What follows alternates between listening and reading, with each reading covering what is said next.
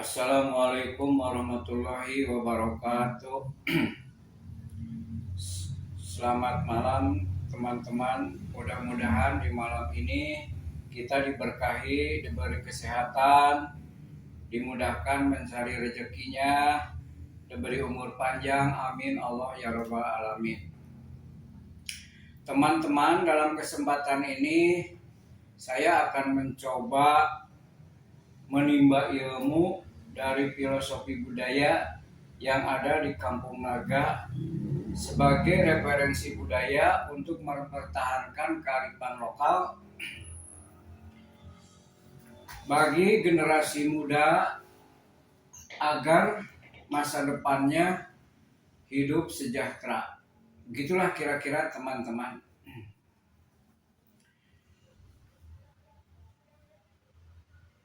Teman-teman, di mana bahwa Kampung Naga ini kalau kita lihat berdasarkan lokasi, yaitu Kampung Naga ini berada di Desa Meglasari, Kecamatan Salawu, Kabupaten Tasikmalaya, Jawa Barat. Nah, barangkali teman-teman ada yang sudah berkunjung ke Kampung Naga, ya. Terima kasih. Yang belum bisa berkunjung ke Kampung Naga. Nah, di mana dalam kesempatan ini saya dalam konten ini diantaranya diberi judul Kampung Naga sebagai cerminan hidup masa depan. Begitu kira-kira teman-teman. Merujuk dari kejadian-kejadian yang sering kita dengar di berita, di medsos, bahwa pada saat-saat ini di negara kita, bahkan di negara-negara tetangga, bahwa pada saat ini kita ini lagi dilanda krisis yang lagi heboh, diantaranya adanya krisis energi, krisis pangan, krisis lingkungan, krisis kepercayaan. Kemudian ada juga krisis sosial. Nah, merujuk dari kejadian-kejadian tadi, nah di sini saya akan mencoba menggali apa yang ada di Kampung Naga. Di antaranya ada filosofi budaya yang diterapkan oleh leluhur yang ada di Kampung Naga kepada generasi-generasinya.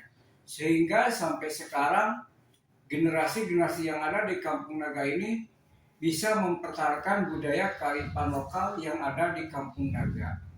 Begitulah kira-kira teman-teman.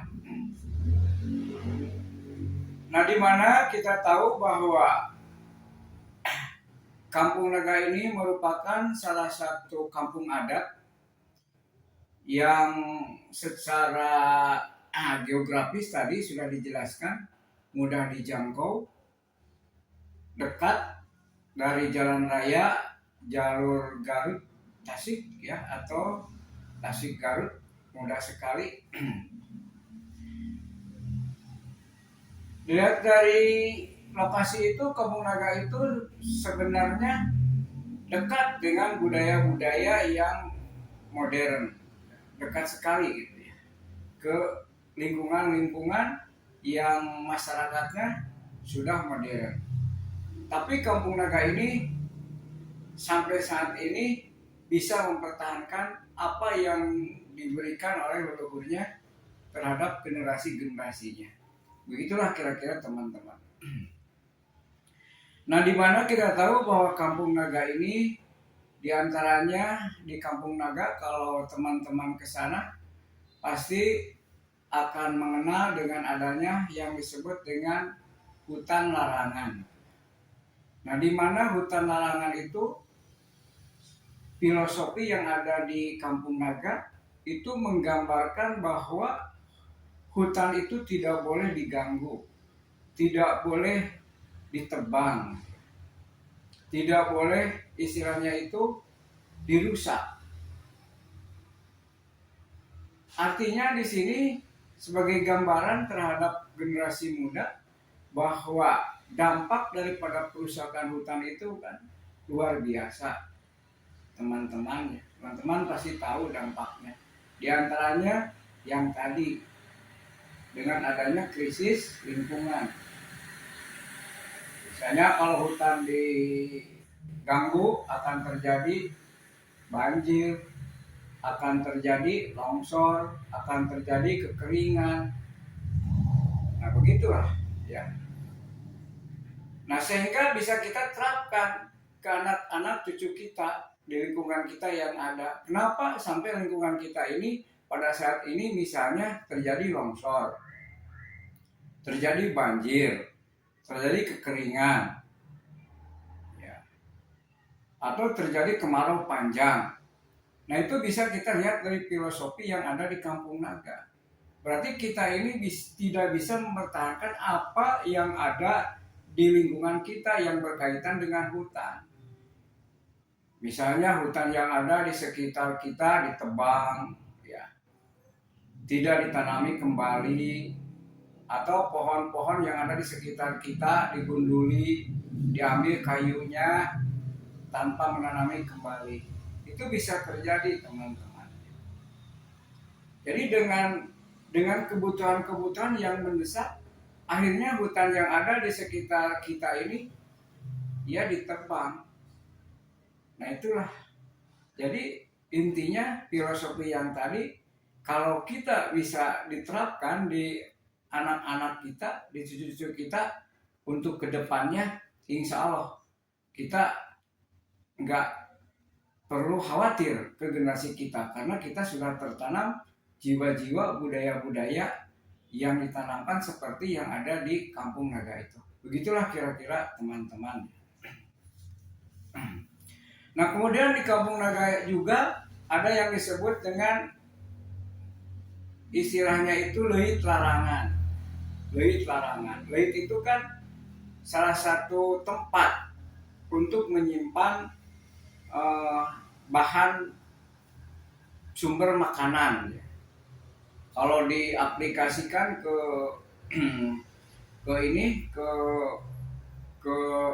keadaan untuk kebutuhan negara, yaitu misalnya ada istilah ketahanan pangan gitu kan.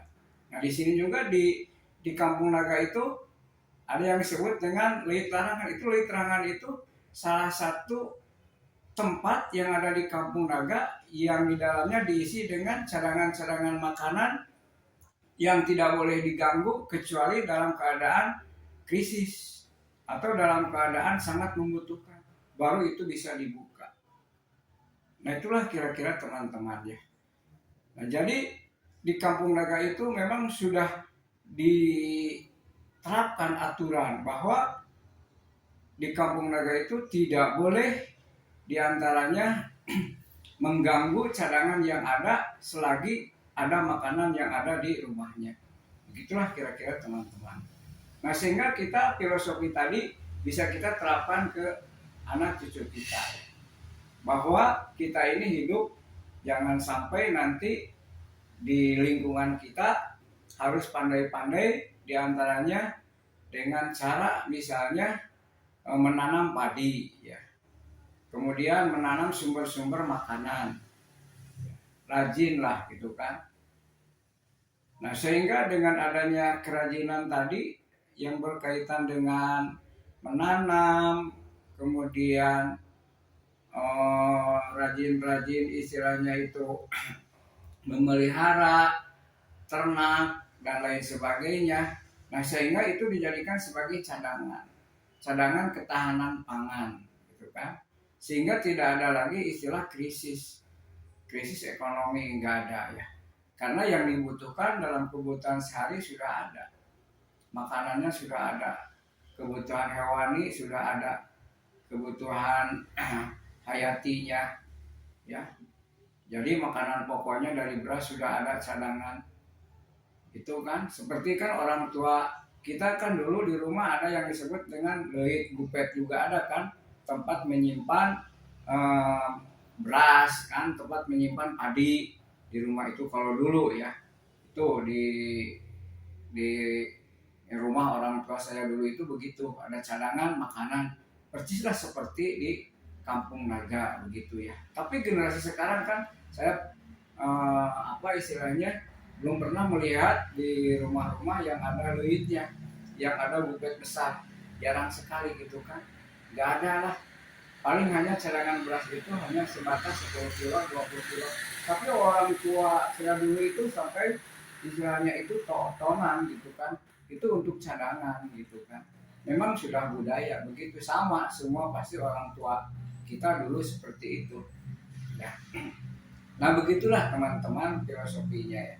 Jadi generasi-generasi kita ini supaya nanti tidak kelaparan, ditanamkan budaya-budaya yang bisa diantaranya ketika terjadi gagal panen misalnya, atau ketika terjadi kemarau panjang karena sudah ada cadangan makanan, cadangan kebutuhan sehari-hari, nggak kesulitan.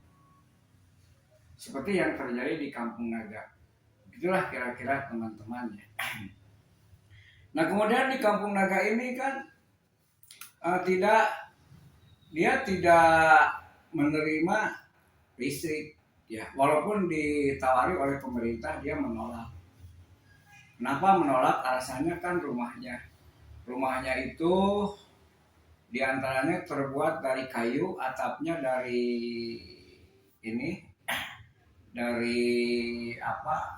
injuk itu kan, dari injuk bahan sapu itu kan, itu rawan terhadap kebakaran.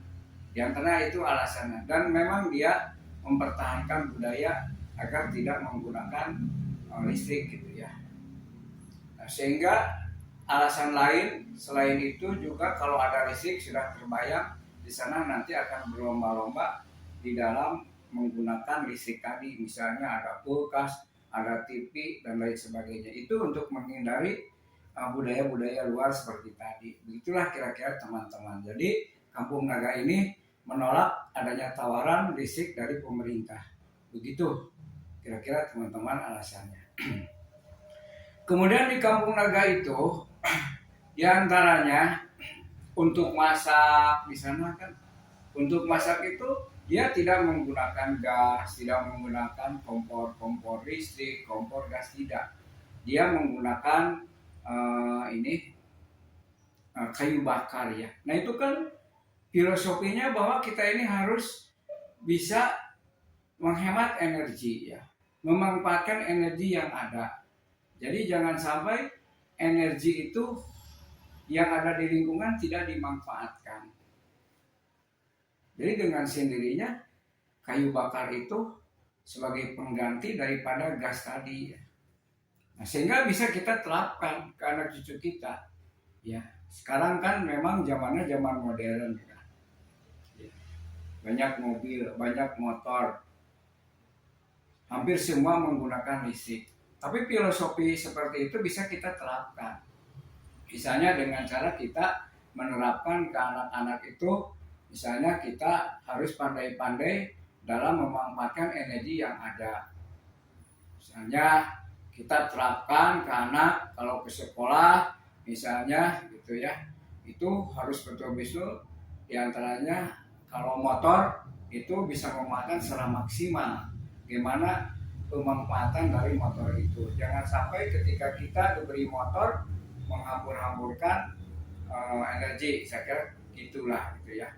Energi yang dibeli tadi, misalnya bensin gitu kan, atau kalau bisa supaya tidak menggunakan bahan bakar, misalnya dengan sepeda atau dengan apa, atau kalau bisa jalan kaki gitu ya. Tapi kan itu sulit teman-teman ya, karena budaya tadi ya.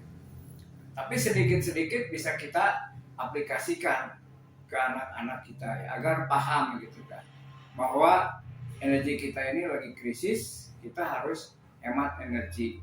baik itu energi listrik, ya, energi bahan bakar, kemudian energi untuk masak juga, itu kan sudah mulai krisis.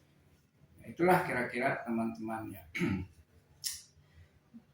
Nah, kemudian di Kampung Naga juga di sana misalnya untuk penerangan tadi kan ya tidak ada listrik, itu menandakan juga filosofinya bahwa kita itu tadi hemat energi ya.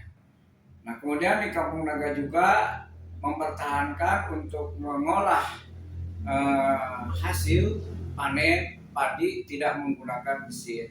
Dia langsung dilesung, ditumbuk ya. Ditumbuk gitu kan.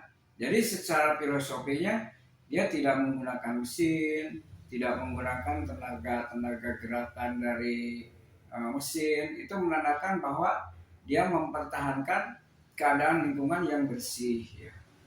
Istilahnya polusi udara.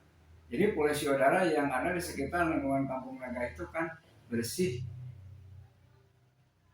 Jadi tidak tercemari oleh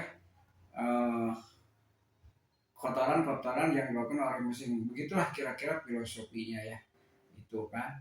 Jadi dia hasil daripada panen itu langsung diolah di daerahnya di sana. Gitu kan. Itu filosofinya kan. Sehingga kita terapkan ke anak didik kita kan. Bagaimana kita misalnya supaya lingkungan kita ini bersih, tidak tercemari. Nah, bisa kita aplikasikan. Misalnya kita ini jangan sekali-kali mengotori udara. Misalnya dengan adanya asap kendaraan bermotor, atau dengan adanya misalnya dari asap-asap rokok ya, atau jenis-jenis lainnya yang kira-kira bisa dampak terhadap kotornya udara. Begitulah kira-kira teman-teman filosofi daripada tadi itu kan. Nah, itulah teman-teman. Nah, kemudian di Kampung Naga ini juga dia sebagai untuk mempertahankan perekonomiannya di sana, diantaranya dengan menjual hasil karya. Hasil karya yang dibuat oleh daerah itu sendiri, dibuat oleh masyarakat-masyarakat yang ada di sekitar Kampung Naga gitu ya. Dimana tahu bahwa Kampung Naga itu kan lingkungannya kecil, gitu kan, rumahnya juga terbatas, begitu kan. Nah, sehingga masyarakat yang ada di sana betul-betul harus memperhatikan karena daerahnya kecil, sehingga ketika ada generasi kedepannya biasanya itu yang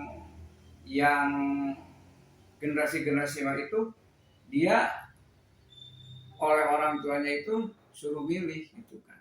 Jadinya kalau mau mempertahankan adat bisa di Kampung Naga, tapi kalau mau istilahnya itu ingin hidup seperti yang ada di lingkungan luar, ya bisa keluar gitu kan. Banyak itu ya. Jadi keturunan-keturunan yang ada di Kampung Naga itu dia keluar dari kampungnya dan pindah ke daerah yang lain gitu kan ya. Nah, sedangkan yang mampu untuk mempertahankan budaya-budayanya masih tetap bisa. Begitulah kira teman-teman. Jadi anak-anak yang ada di masyarakat di Kampung Naga itu juga sama mementingkan pendidikan gitu kan. Sama, pendidikan itu dia sangat mementingkan. Budayanya dipertahankan, pendidikannya juga dia sangat memperhatikan. Sebab banyaklah anak-anak yang keturunan dari Kampung Naga yang berhasil, banyak itu ya. Itu diantaranya. Hanya tidak bertempat tinggal di Kampung Naga. Begitulah kira-kira teman-teman ya. Nah, jadi di sini bahwa Kampung Naga ini sebagai simbol kampung adat yang secara filosofi bisa kita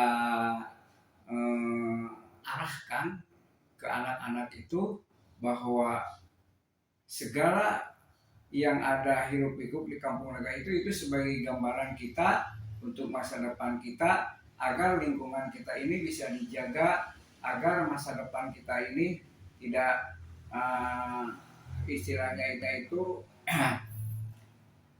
tidak akan terganggu oleh kejadian-kejadian yang tidak harapkan oleh yang diakibatkan oleh kerusakan oleh tangan-tangan kita sendiri. Itulah kira-kira teman-teman ya.